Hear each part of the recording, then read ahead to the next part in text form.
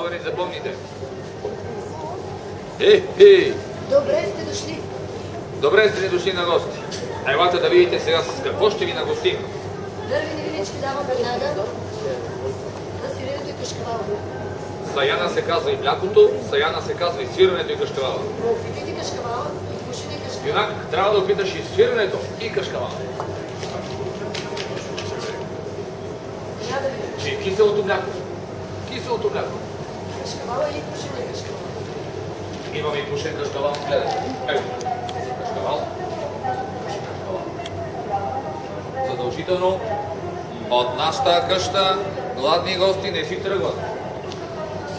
Защото домакина, като се грижи за гостите, те не остават гладни. Ето го кашкавала. Саяна се казва. Има и пушен, има и обикновен. Абе, Юнак, млякото не опитахте, бе. Млякото не опитахте. 3,6%. Да, кисело мляко.